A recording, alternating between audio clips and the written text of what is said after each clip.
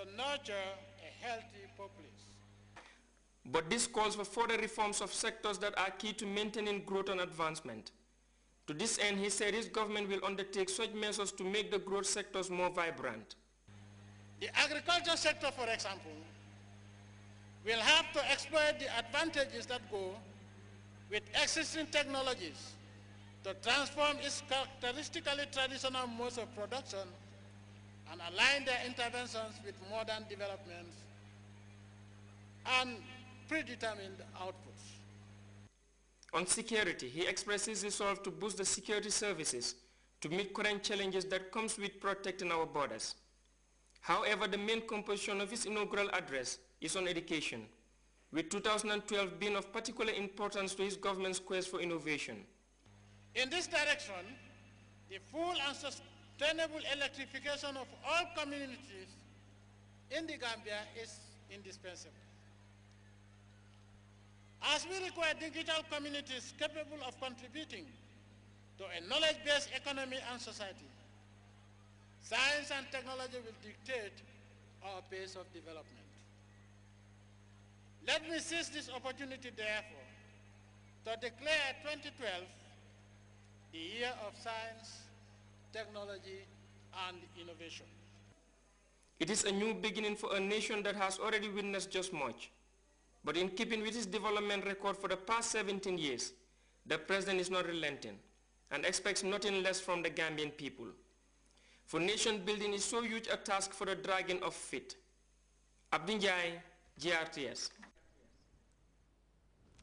They turned up in the tens of thousands, filling the Independence Stadium stands to the brim. They were there for the ceremony that marked the formal commencement of the head of state's fourth presidential term. Gambians are accustomed to something that could be described as a rare commodity many Africans are yearning for, development, and if anything, they are looking forward to more of that, as Bajan Sar has been engaging the expectations of some of those who attended the historic event, and she prepared this report. Victory for President Jammeh and the APRC party in the November 24th presidential polls. People stormed the Independence Stadium in their thousands to witness the inauguration ceremony of the elected leader, the starting points of the fourth mandate given to him to steer the affairs of the country for the next 5 years. The event, which saw scores of foreign leaders and dignitaries from around the world, also saw the mass convergence of Gambians from all sectors of the society, united by the common appreciation for the man they believe is capable of taking the development of the Gambia to higher heights.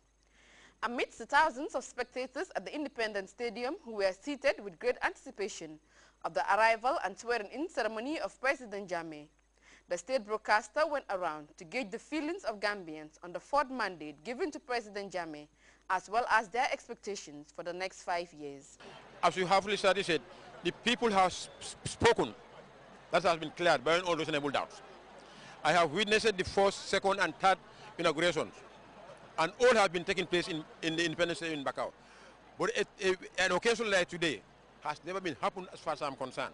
Our next step is to see to read that, as you have already said, the peak that have to achieve the recommendations based on the peak. In the next 5 years, as I used to say, Jammeh is the man of peace and development. Come to the Gambia every 2 months, you see development changing everywhere. Everywhere is nice and peace is here, tranquility, everything. Ajinde Jata, the APRC women mobilizer, and Aji Fatuba, her deputy, could not hide their feelings for the day. They both highlighted the numerous developments undertaken by President Jammeh since he took the mantle of leadership of this country, saying that his fourth term into office will only bring in more developments for the country. They urged Gambian women to continue to support President Jammeh, knowing that he still has more to offer to them. Honorable Sidin Jai is the nominated member for youth at the National Assembly, a position that came about in the Second Republic.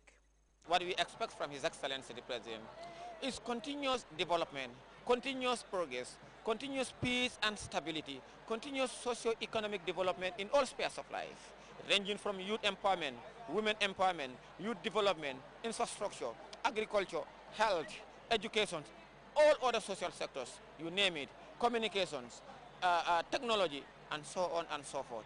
That is what we expect from President Jammeh, and that's what also we are so of 100% that that's what President Jammeh is going to deliver for the people. But it's also equally important for us to know that President Jammeh cannot do it alone. So he needs all of us. Hand must be on deck, irrespective of our political affiliation. Jibu Jan is a veteran politician and one who was in the opposition in the First Republic. He explained the massive development undertaken by the Jammeh administration. Jibu Jan told the state broadcaster that if he was active in politics during the Second Republic, he would not have been in the opposition bench, for he believes Jammeh is on the right track and does need the support of all and sundry to help in meeting the country's development targets. Jibu Jan went further to commend Gambians for taking the right decision by re-electing Jammeh into office for the fourth time, which he says will only herald more development. Aissatou Badian Sarr, GRTS. High-profile guest that graced His Excellency the President, Sheikh Professor Alhaji Dr. Yahya Jammeh's fourth swearing-in ceremony, has been taking turns to felicitate the head of state. Former Nigerian President, retired General Olusegun Obasanjo, Guinea-Bissau's Prime Minister Carlos Gomez Jr., and the head of the Moroccan delegation have held separate meetings with Professor Jammeh. Abdul Njai reports on those courtesy calls and the state banquet hosted in honor of local and visiting dignitaries. Important emphasis in the relationship they share with the Gambia's leadership. Nigeria's former head of state, Olusegun Obasanjo, who still holds an influential role on the continent, said there is always feelings of reminiscence whenever he meets up with President Jammeh. To him, there is no comparison between politics in the Gambia then and now. I'm a very close observer, let me put it that way, of politics in West Africa in general. But politics in this part of West Africa in particular. And as I've said to the President, and the President has taken time also to explain the current situation to me. As I have said to him, even if you compare what transpired 5 years ago, when before I left office, I was involved in that.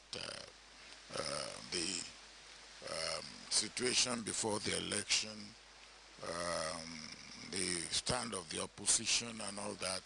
And when you compare that with today, there's obviously marked improvement.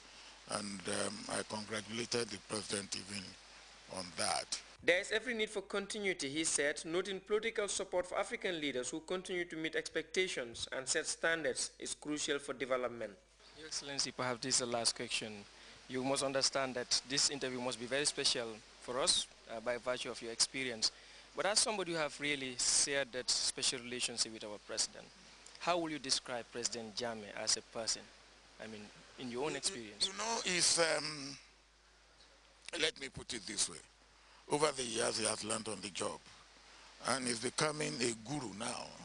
When you listen to him, you feel more relaxed. That this,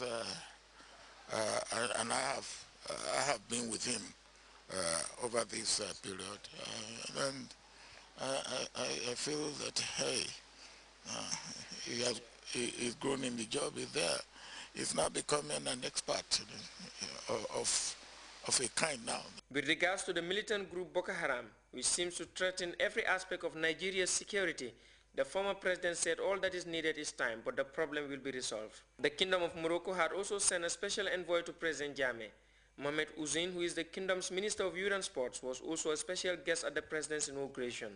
Excellency Mr. President, and I delivered to him a letter from His Majesty King Mohammed VI, King of Morocco, and where His Majesty reiterates his unshakable will to promote cooperation with a friendly and a brotherly country like Gambia, assuming the historical relations holding between the two countries. And of course, today we can rejoice on the Excellency, of those relations marked by mutual respect, understanding, as well as the convergence of our points of view concerning a number of regional and or international nature. And I think it was an opportunity where we reviewed the excellency of those relations.